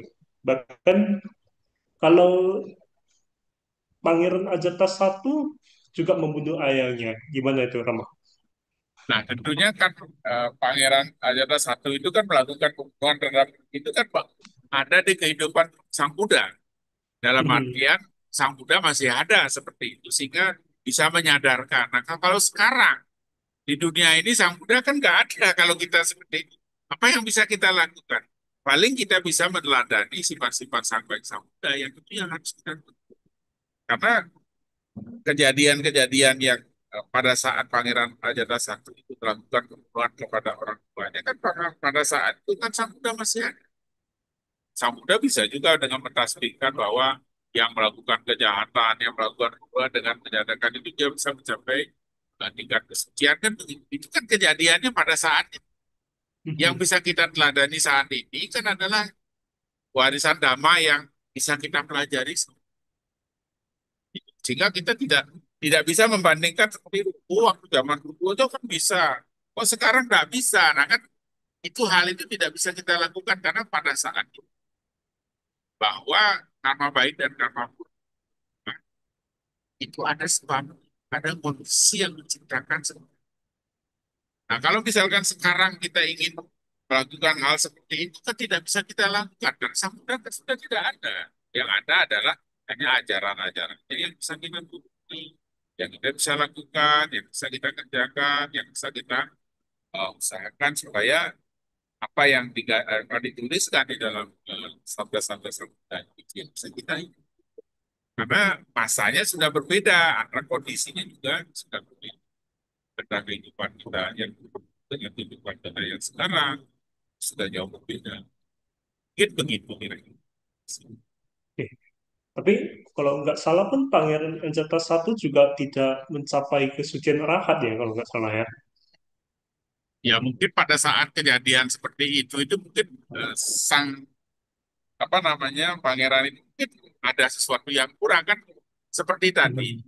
Mungkin saja di pangeran Raja satu yang dalam kehidupan sebelumnya mungkin ada bau tingkat tingkat karma buruk atau tingkat karma baik yang berbuah pada saat itu seperti itu. Ya, oke. Ya, kalaupun yang dapat kita simpulkan bahwasanya dari diskusi kita tadi bahwasanya akibatnya tetap akan terjadi dan kalaupun kita dapat melakukan kebajikan ya upayakan kita mencapai kebajikan-kebajikan besar ya kalau dapat jana dapat ya, kalau kemungkinan dapat tingkat kesucian juga lebih baik lagi sehingga kalaupun tidak mendapatkan hasilnya di kehidupan ini mungkin kehidupan yang mendatang dapat mencapainya ya kan. Iya, Oke, seperti itu. selanjutnya ada pertanyaan lagi nih Rama. Oke, mungkin ini dua pertanyaan saya gabung aja ya. Rama, apakah latihan sila sehari-hari itu dapat mendukung kusala kamawipaka? Lalu, bagaimana praktek sila sederhana untuk mengupgrade diri kita? Lalu, sharing dong bagaimana agar menjadi umat yang tak dama tanpa tercelah sedikit pun agar seperti Prof. Ah, tadi kan saya dibilang, kalau kita masih di dunia samsara ini, hidup lahir kan ya, pasti akan muncul karma baik dan karma ya. Apapun itu, siapapun itu, pasti akan melakukan kebaikan, pasti pun akan melakukan. Itu harus kita sadari ya. Nah sekarang, Sang Buddha menyarankan lalu laksanakanlah sila dengan baik. Tentu istilahnya begini, jangan berbuat baik, sucikan hati dan pikiran, itulah ajaran semua Buddha kan gitu ya. Artinya jangan berbuat jahat, Artinya kita dengan tangan atau dengan jasmani kita jangan berbuat jahat. Sucikan hati dan nah, artinya kita juga memikirkan sesuatu yang baik kan gitu. Kita mengendalikan pikiran kita. Nah, kalau kita bisa melakukan mengendalikan pikiran kita, artinya pikiran ini bisa kita kendalikan, berarti otomatis sila kita itu akan menjadi terarah. Karena niat sudah melakukan kejahatan dan niat untuk melakukan perbuatan tidak baik itu sudah ada. Nah, sekarang kalau ditanya, kalau kita sebagai umat Buddha baca Pancasila putih sampai hafal, baca terus sampai hafal, sampai hafal. Apa yakin kita berbuat baik? Kita baca parita dari pagi sampai malam tidak bekerja, tidak lupa hanya baca parita saja. Gitu. Apa itu melakukan sesuatu yang baik? Kita tidak bijaksana juga. Karena kalau kita bisa melihat, mengendalikan itu kan tadi ada tiga kilesa yang muncul selama kita ada di dunia ini, apakah melalui ucapan, apakah melalui pikiran, apakah melalui. Nah, kalau kita bisa melakukan atau mengontrol diri kita melalui berpikiran, berarti kita tidak menciptakan karma buruk melalui pikiran. Nah, kalau tadi kita melaksanakan sila dengan baik, berarti kita adalah menjaga, mengkondisikan bahwa kilesa melalui perbuatan jasmani tidak kita tidak melakukan bohong, tidak mengambil barang yang tidak diberikan, tidak berbohong, tidak berzina, dan seterusnya. Itu kan semua adalah tindakan fisik yang kita lakukan. Nah, kalau misalkan kita bilang, apakah orang yang berbaju kuning itu pasti silanya baik, itu tergantung pada orang. Belum tentu. Karena ini ada di kehidupan di alam samsara. Tapi kalau kita sebagai umat Buddha, kita menyadari bahwa perbuatan, tingkah laku, pikiran kita ini adalah tentangan dengan Pancasila, ya kita hindari. Kan Bunda tidak bilang dilarang, kan tidak begitu. Melatih diri udah menghindari, kan. Melatih diri itu kan artinya pasti pernah berhasil, pernah tidak berhasil melatih diri. Kan. Nah itu pengertian itu yang kita bilang. Kalau bilang tidak boleh melakukan pembunuhan, kan bukan begitu sih. Lah. Menghindari pembunuhan, melakukan pembunuhan terhadap menghindari mengambil barang yang tidak diberikan kan begitu. Kalau misalkan kita terpaksa orang yang tidak ada terus kita ngambil, ya itu kategori mengambil barang yang tidak diberikan, ya orang yang tidak ada ya saya ambil kan begitu jadi. Nah, hal-hal kecil seperti itulah yang kita harus pastikan dan kita fokuskan. Tapi yang kita juga harus bersyukur bahwa kita bertemu dengan Dhamma, mengenal Dhamma, istilahnya kita bisa berbincang Dhamma, ini kan merupakan suatu hal yang baik. Karena lingkungan itu juga berpengaruh terhadap pikiran. Kalau kita pikirannya tenang, pikirannya baik, nuansa-nuansa positifnya baik, itu akan menimbulkan suatu aroma baik, aura yang baik. Mengapa kita harus ke wihara? Di rumah saja baca parita, kan begitu ya biasanya kan ya. Karena di, di wihara itu kan berarti orang yang hadir itu kan adalah orang yang ingin berbuat baik. Tidak ada orang yang ingin berbuat jahat ke wihara itu. Tidak. Nah, itu yang. Nah, kalau orangnya semua berkeinginan berbuat baik, itu aromanya kan, auranya itu akan kebaikan. Tapi kalau kita berada di tempat yang buruk, walaupun kita merasa baik, pasti ada aura buruk. Itu sehingga kalau misalkan kita sudah memahami dengan baik, kalau kita sudah menyadari dengan baik, hal ini bisa kita terapkan. Yang paling penting itu adalah sebenarnya adalah kebaikan untuk diri kita. Bukan berarti kita mempertontonkan supaya kita menjadi terlihat baik, bukan begitu. Kebaikan itu untuk diri kita sendiri. Kalau baik untuk diri kita sendiri, nanti orang baik, orang lain akan menilai baik. Tapi kalau kita melakukan perbuatan baik, perbuatan buruk, tapi menganggap itu adalah perbuatan baik, itu orang lain kan belum tentu menyatakan itu. Saya pikir kalau misalkan dengan Pancasila itu bisa kita pegang, bisa kita kuatkan, bisa kita sadari, maka itu adalah merupakan hal-hal yang harus kita pegang sebagai mungkin demikian. Terima kasih. Oke. Nah, keren sekali jawaban dari Rama Ijazah. Maksudnya berbuatlah baik untuk diri kita sendiri, bukan untuk dipertontonkan juga ya. Nah, tadi kata kuncinya yaitu pengendalian diri, baik melalui ucapan, pikiran, dan perbuatan juga.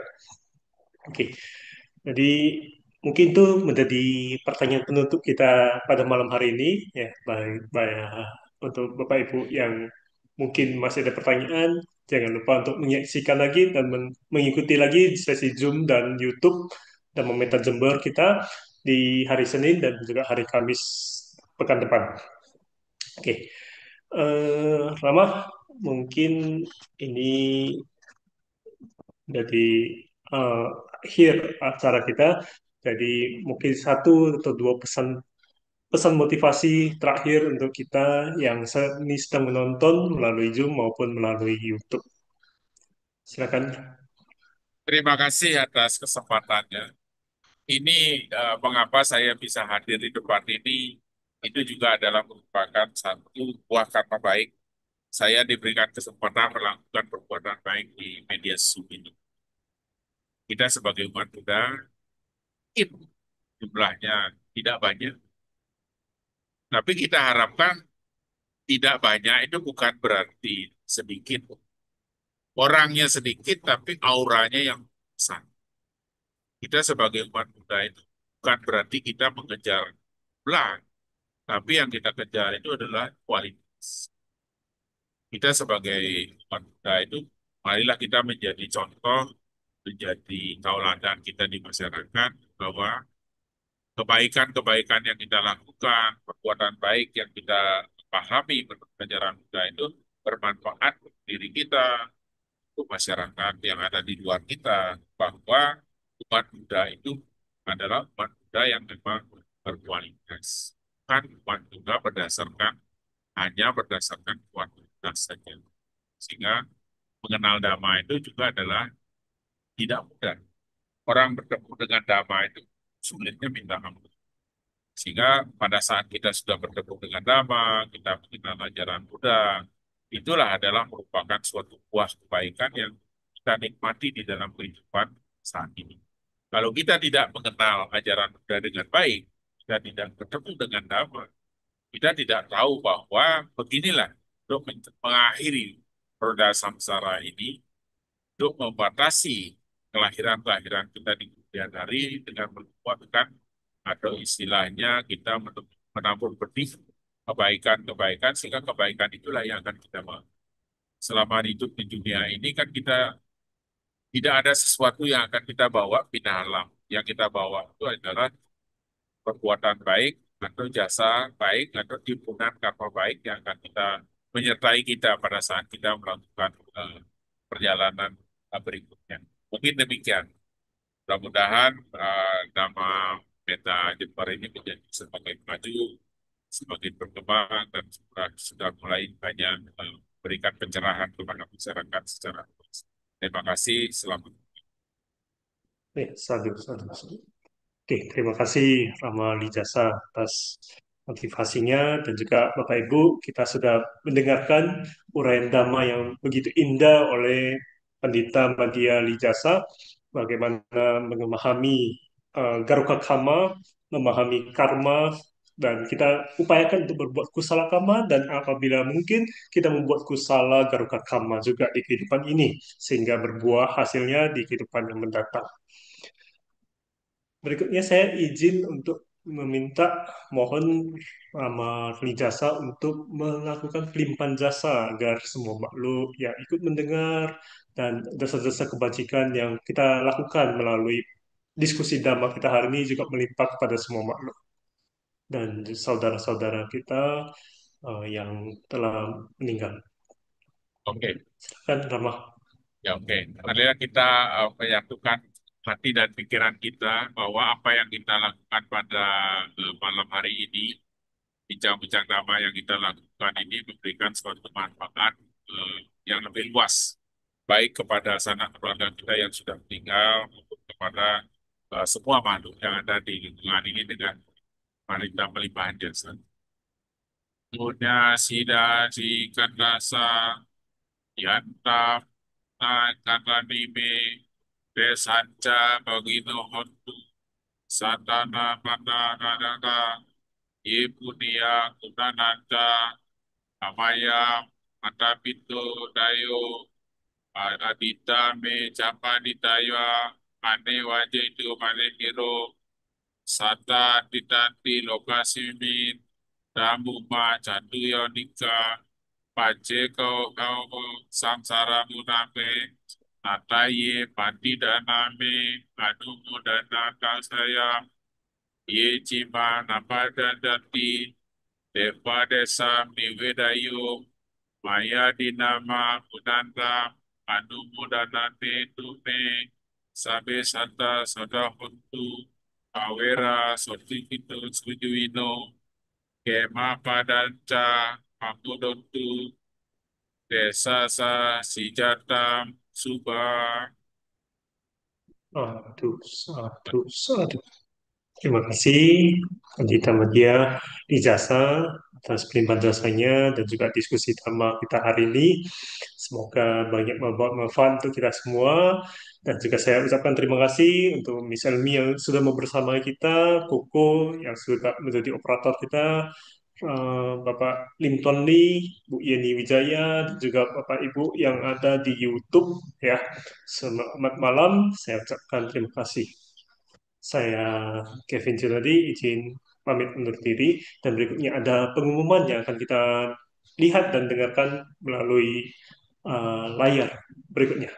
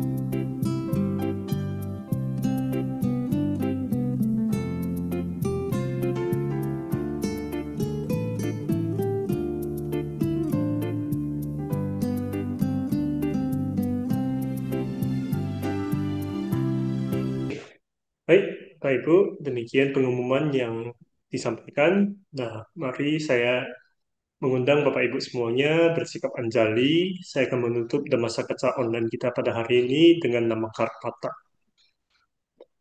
Arahang Sama Sambuddho Bhagawa Buddhang Bhagawantang Abiwademi. Persujudan kepada Sang Buddha.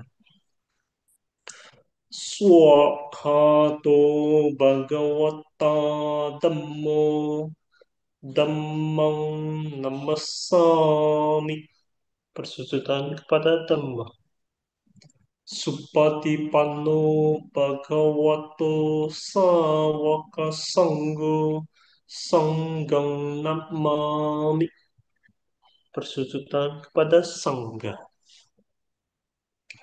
Demikian acara kita hari ini selesai dan masa acara online kita hari ini. Ya, selamat malam saya ucapkan dan selamat beristirahat Bapak Ibu semuanya.